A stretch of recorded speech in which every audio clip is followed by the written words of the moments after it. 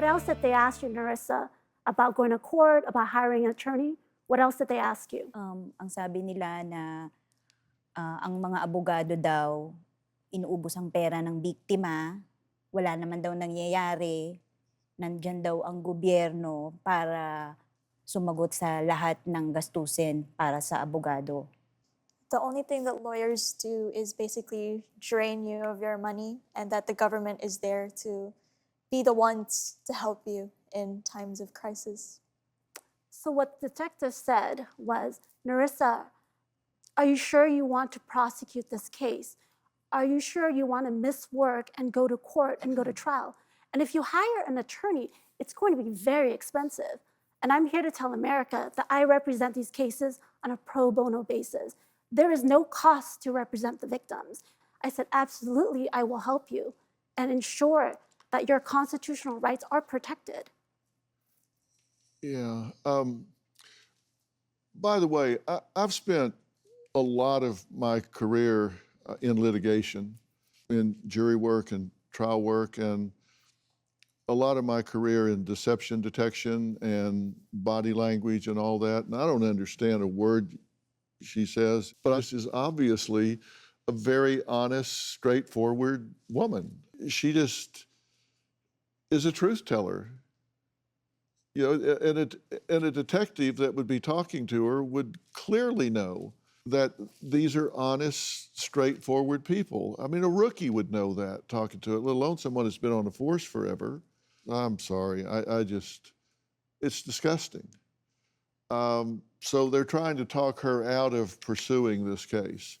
Do you think there's a prejudice there that it's because they're Filipino? Oh, absolutely. I think when you talk about being invisible, that's how America sees Asian Americans. We're taught culturally to be quiet, to not make moves, and to stand on the sidelines. And this is how we should act to be American. However, my job as an attorney for victims is to encourage victims to come forward. I was just talking to Patricia earlier this morning and saying how much she's grown since this incident. When I first met her, she was afraid to come forward, afraid to have retaliation from the suspect who was at large for quite some time before he was apprehended. And this is why we're here, and we thank you, Dr. Phil, for giving us the platform to bring awareness to the victims that they can seek justice and they can get help. And there are attorneys out there who will help them. Well, when I heard about this and my producers brought this, they were very passionate about this, and they know that I am. Anybody have a question or comment they want to make from the audience? Yes, ma'am. Sure, Do you have yeah. a mic?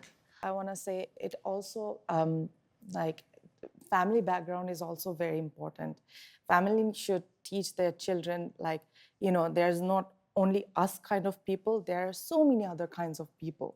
The parents should teach the children and, you know, allow them to grow, like go outside and see, in a safer environment, of course, but go out.